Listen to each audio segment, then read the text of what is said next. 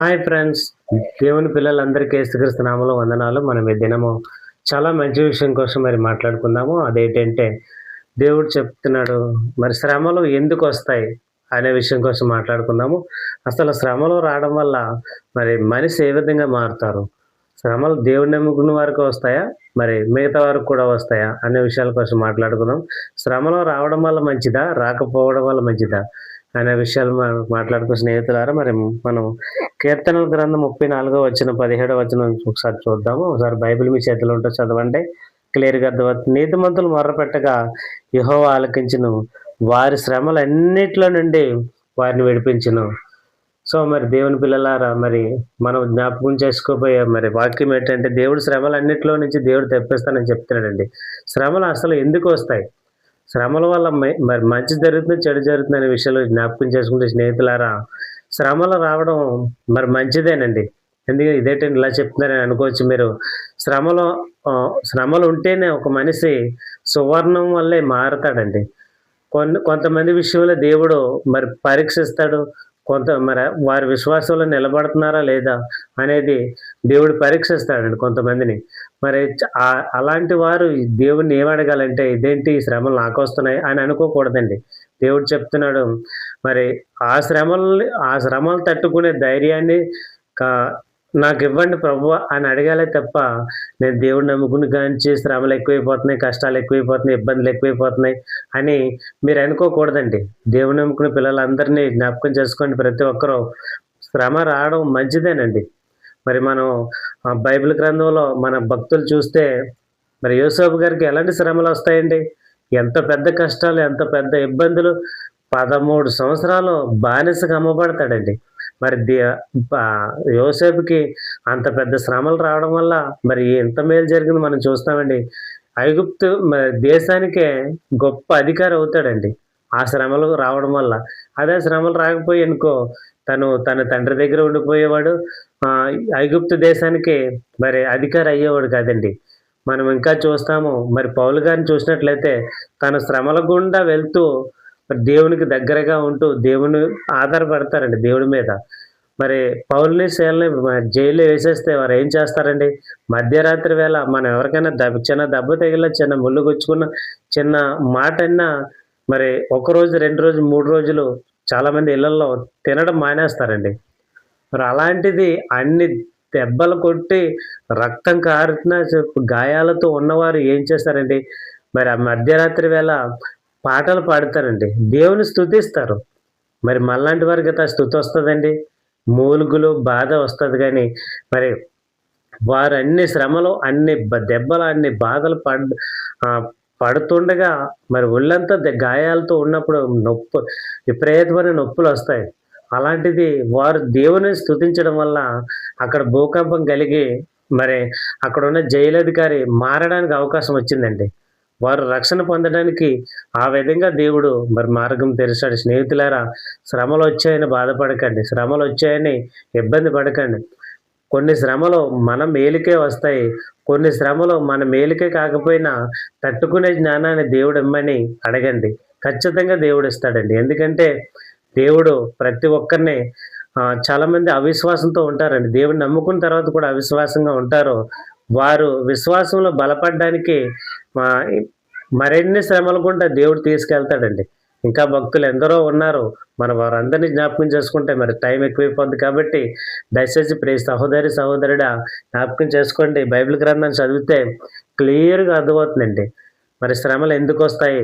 శ్రమలు రావడం వల్ల మనకేంటి అనేది మరి చాలా బాధ ఉండదండి మీకు. ధర్మశాస్త్రం ధ్యానించడం వల్ల, దేవునికి అప్పగించుకొని ప్రార్థన చేయడం వల్ల. మరి యోబు గారిని చూసుకున్నట్లయితే ఎలాంటి శ్రమలండి? మరి అలాంటి శ్రమలు ఇప్పట్లో గాని వస్తేనా ఇంక దేవుడే గుర్తుండడండి. దేవుడిని విడిచిపడేసి లోకంలో కలిసిపోతామండి. అలాంటి శ్రమల గుండా మరి యోబు గారు వెళ్తే తన పిల్లలు చనిపోతారు. తనకున్న ఆస్తి అంతా పోతది. తనకున్న మరి శరీరం ఎంత మరి పైనుంచి కింద వరకు మరి కురుపులతో నిండిపోద్దండి శరీరం. కానీ భార్య అంటది, "ఎందుకు దేవుడి మీద విశ్వాసం, దేవుడా, దేవుడా, దేవుడా అంటావు. దేవుడిని విడిచిపెట్టి చనిపో" అంటదండి. మరి తన భాగస్వామే అలాగంటది. కానీ యోబు గారు తన విశ్వాసాన్ని విడిచిపెట్టకపోవడం వల్ల, దేవుడి మీద ఆధారపడడం వల్ల మరి అదంతా పోయిన తర్వాత మనం అంటాము, మనలాంటి వారమైతే అంత విధిగా మరి ఆస్తులు పోయినా, మరి బిడ్డలు చనిపోయినా, ఆహ్, తన ఒళ్ళంతా మరి ఆహ్, రోగంతో ఉన్న మనలాంటి వారమైతే యేసుక్రీస్తుని నమ్ముకోవడం వల్ల ఇలా అయిపోయాను. నేను అర్జెంట్‌గా లోకంలోకి వెళ్ళిపోయి బాగుపడిపోతాను అనే ఉద్దేశం వచ్చేస్తదండి ఈనాటి క్రైస్తవులకైతే. కానీ అలాగ ఉండడం వల్ల దేవుడు తనని సాక్షిగా ఉంచాడండి. మరి ఊజు దేశంలో నా భక్తుడైన యోబుని చూసావా? తన నీతి ఎంత గొప్పదని దేవుడే సాక్ష్యం ఇస్తాడండి తన కోసం. మరి అలాంటి శ్రమలొచ్చినప్పుడు మరి యోబు అంటాడు, యెహోవా ఇచ్చెను, యెహోవా తీసుకొని పోయెను. యెహోవా నామమునకే మహిమ కలుగును గాక అంటాడండి యోబు గారు. మనలాంటి వారమైతే మరి ఆ మాట అనడమే పక్కనట్టు గాని, మరి విపరీతమైన బాధపడిపోతాం. మన పక్కవారికి అవకాశం ఇస్తామండి. పక్కవారు ఏమంటారు మనం చూసిన వారు, "వీరు యేసయ్యని నమ్ముకోవడం వల్లే ఈ ఆస్తి అంతా పోయింది. వీరికి రోగం ఇలాగొచ్చేసింది. వీరి పిల్లలు చనిపోయారు" అని పక్కవారు చూడిపోటు మాటలతో మనల్ని సగం చంపేస్తారండి. కానీ అవిశ్వాసులైతే అవన్నీ పట్టించుకొని లోకంలో కలిసిపోతారండి. ప్రభునందు ప్రియులారా, మనం అలా ఉండకూడదు. తుమ్మితే ఊడిపోయే మీసాల టైపు మన విశ్వాసం ఉండకూడదండి. మనం అతికించుకున్న మీసాలు ఇలా తుమ్మగానే ఊడిపోతాయండి. కానీ అలాంటి విశ్వాసం మనకు ఉండకూడదు. దృఢమైన విశ్వాసం ఉండాలి. అది కష్టమైన, నష్టమైనా సరే దృఢమైన విశ్వాసంతో మనం ఎదగాలి దినదినము. ఎన్ని శ్రమలున్నా, ఎన్ని కష్టాలొచ్చినా దేవునిలో బలపడుతూ ఎదగాలే తప్ప మరి అవిశ్వాసంతో వెనక్కి రాకూడదండి. శ్రమలు మనల్ని ఎవరిని శ్రమ పెట్టడానికి దేవుడి ఉద్దేశం కాదు. కానీ కొంతమందిని పరీక్షిస్తాడు. కొంతమందిని మరి వారు విశ్వాసులు నిలబడుతున్నారా లేదా అనేది కొన్ని శ్రమలు వారు చేసే క్రియలు బట్టి వస్తాయి. కొన్ని శ్రమలైతే వారిని సువర్ణం వలె మార్చుటకు వస్తాయండి. మరి బైబిల్ గ్రంథంలో మన భక్తులు చూస్తే ఎందరో ఉన్నారు. మరి వారందరిని జ్ఞాపకం చేసుకుందామంటే బైబిల్ గ్రంథం చదవండి. చదివితే క్లియర్‌గా అర్థమవుతుంది. నేను చెప్పే కంటే మీరు చదివితే ఇంకా క్లియర్‌గా అర్థమవుతుంది. దయచేసి ప్రియ సహోదరి, సహోదరుడా, మరి మీ జీవితాల్లో శ్రమలొస్తే బాధపడకండి. నేను దేవుడిని నమ్ముకున్న తర్వాత ఇలా అయిపోయానని బాధపడకండి. ఖచ్చితంగా దేవుడు ఆ బాధల గుంట నీకు మంచి లైఫ్‌ని ఇస్తాడండి. తట్టుకునే ధైర్యాన్ని ఇమ్మని దేవుడిని అడగాలి ఒకవేళ అంతగా శ్రమలొస్తే. కానీ సోలిపోకూడదు విశ్వాసంలో.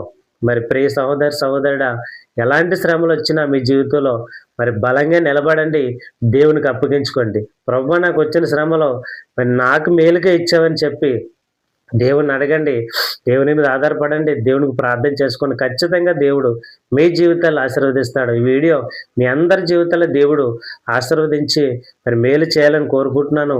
నేను మరి ముగించుకునే ముందు చెప్పేదేంటంటే, ప్రతి ఒక్కరికి శ్రమ అనేది వస్తదండి. శ్రమ తట్టుకునే ధైర్యాన్ని ఇమ్మని దేవుడిని అడగండి. ఈ శ్రమల వల్ల నేను ఇలాగైపోతున్నానని భయపడకండి. ఖచ్చితంగా దేవుడు మీకు మీ జీవితాల్లో మంచి మేలు ఇస్తాడని నమ్ముచున్నాను. మరి ఈ వీడియో చూస్తున్న ప్రతి సహోదరి, సహోదరుడా, మరి మీరు మాత్రము దేవుని మీద ఆధారపడండి. ఎడతెగక ప్రార్థన చేయండి. దివారాత్రం ధర్మశాస్త్రం చదవండి. మరి మనం ముగించుకుందాము స్నేహితులారా. మరి ఈ వాక్యము దేవుడు మీ అందరి జీవితాల్లో ఆశీర్వదించి మేలు చేయనుగాక.